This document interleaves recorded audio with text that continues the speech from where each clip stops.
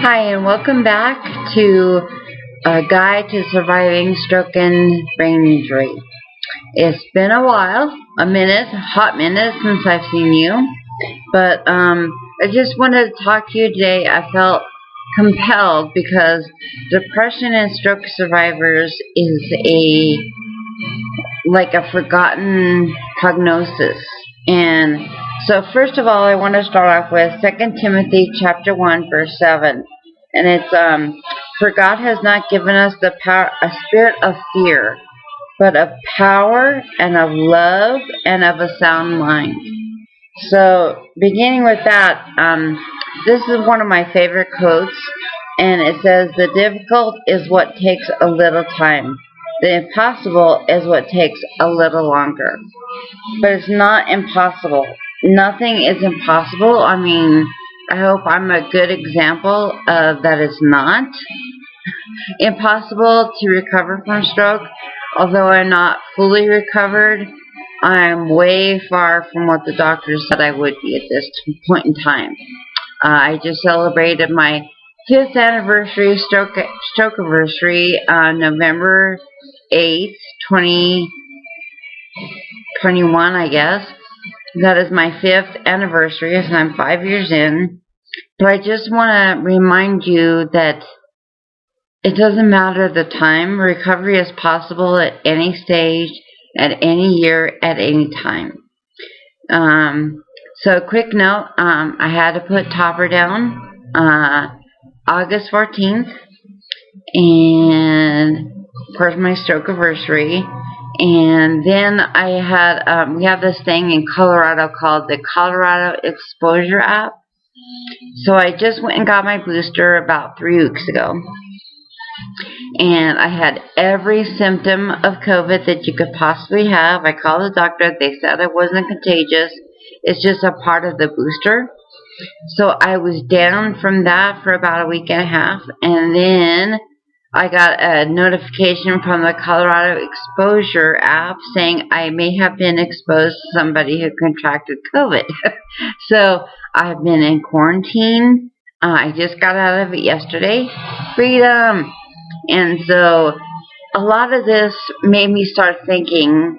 I wrote this last night, but I started thinking about how depressed this all made me. And there were several other things that happened along the way, but I experienced depression a lot, and I don't think people realize it's different for stroke survivors. I'm not saying it's more important.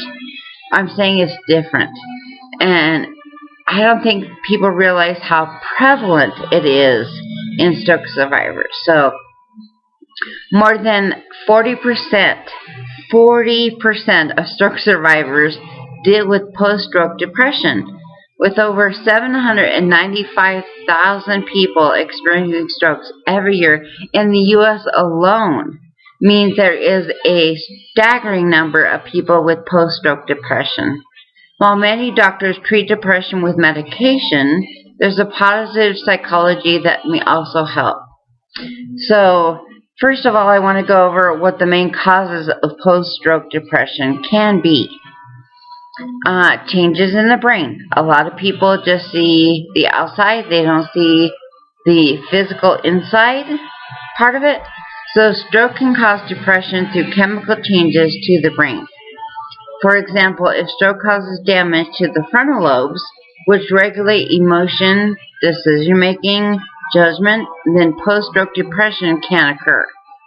The second one is thought patterns.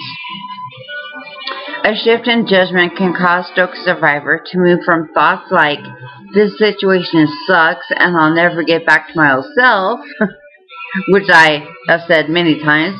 This shift in judgment can create a slippery slope that slides into depression. The third one is lifestyle and abilities. Stroke often takes away hobbies, abilities, etc. from patients that may have once been beloved, although not always permanently. Whether or not this is permanent, these changes can trigger grief, and depression is one of the stages of grief after stroke.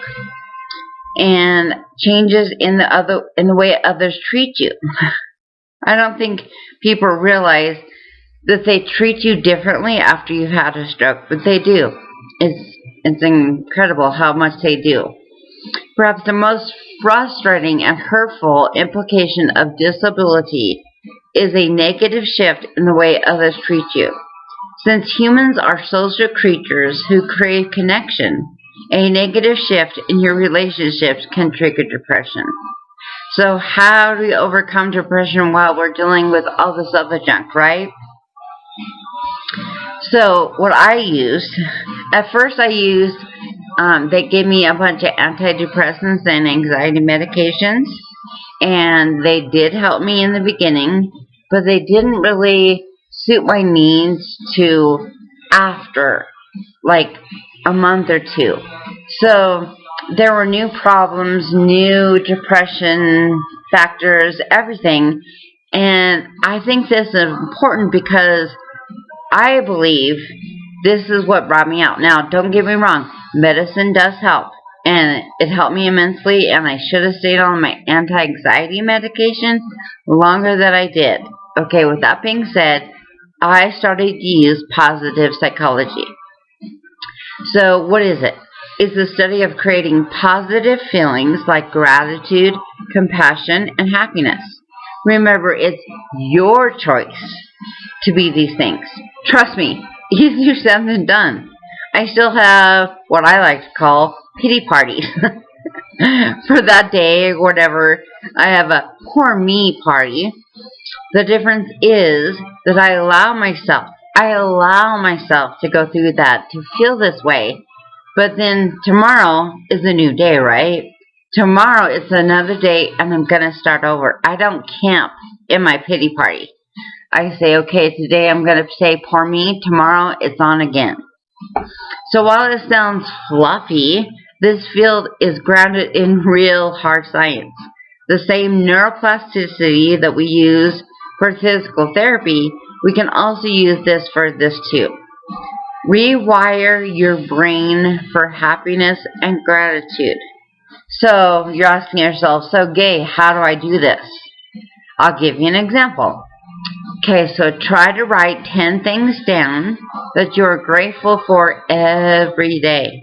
It's harder than it seems, but it is really hard, especially on your pity party days. But if you're like me and have lost your ability to write, I type these things on my laptop, or I say them out loud several times to really hear these affirmations several times. Cultivating gratitude is more available and gets you to the better place of emotions, especially if you don't really know if they're yours or not. Because for a while there, I wasn't sure what I was feeling was really what I should be feeling at that time. I had pseudo-bubbler effect, and I would laugh uncontrollably at things that weren't funny. I still cry, but I've calmed down that. I've learned to control that a little bit better. And anger. I really had a problem with anger. But depression is a common experience. For stroke survivors, it's common. 40%.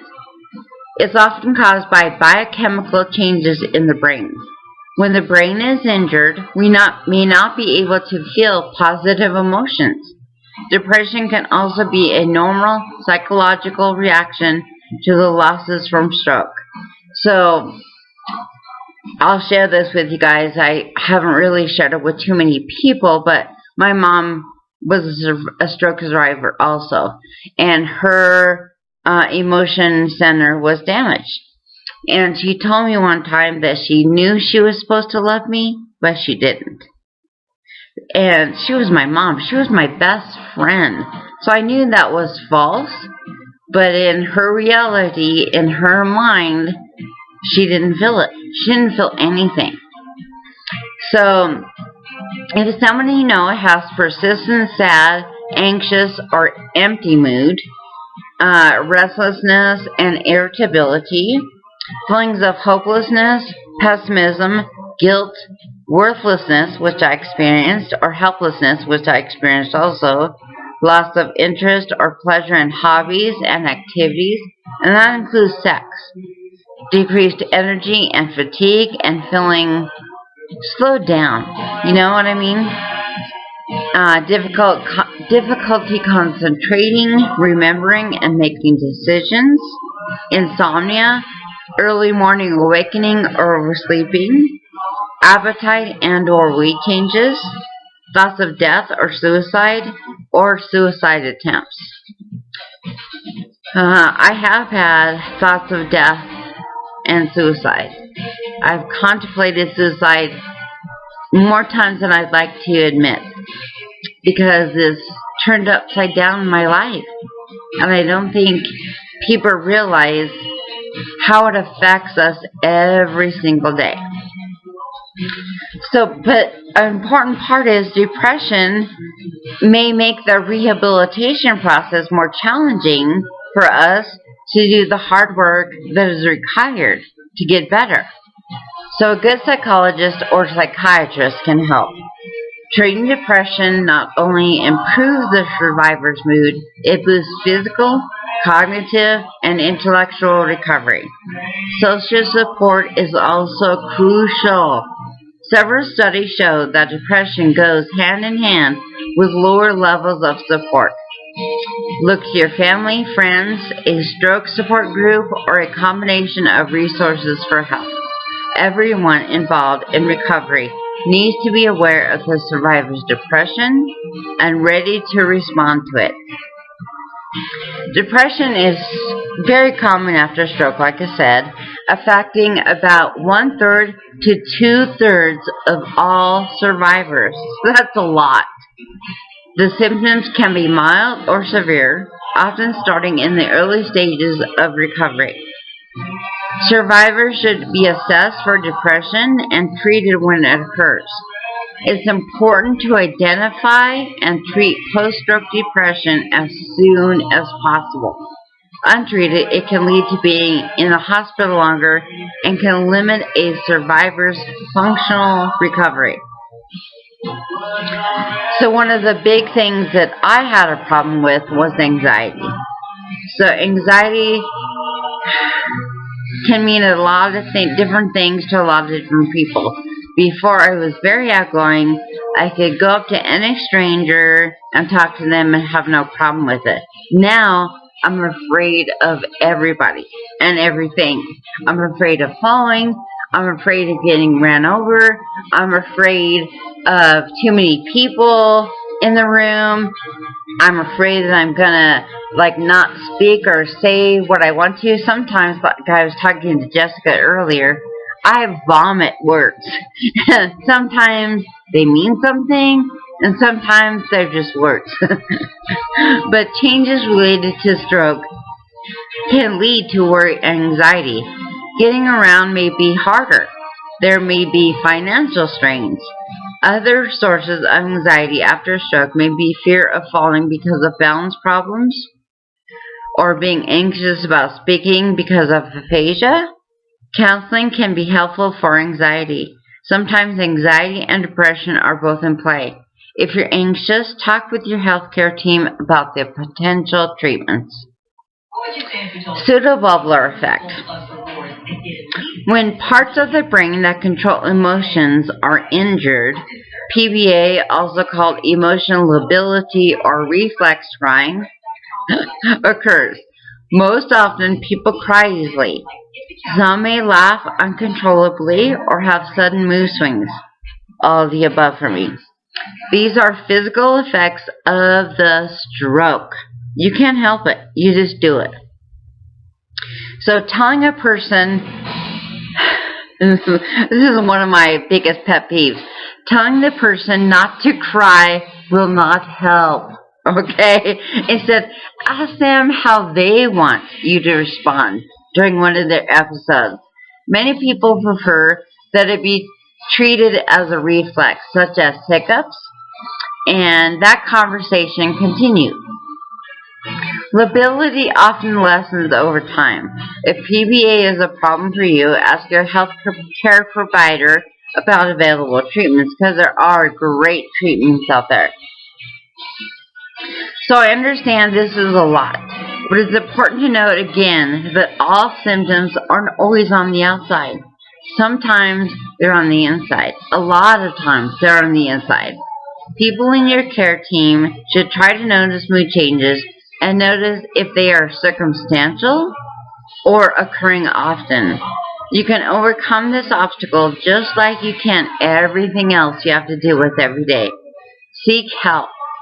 Don't give up, please. And remember to celebrate every victory. You can do this. I am living proof that you can overcome something like this. And depression is not an easy thing to conquer. Just like walking or talking again. But we can do it. If, like I always say, if you have any questions or want to comment, please do, because Jessica and I will always be there for you guys. And ask anything. It's okay, because more than likely, we've been through it. Okay, remember to celebrate every victory, and you're doing a great, great, great job, guys. Bye.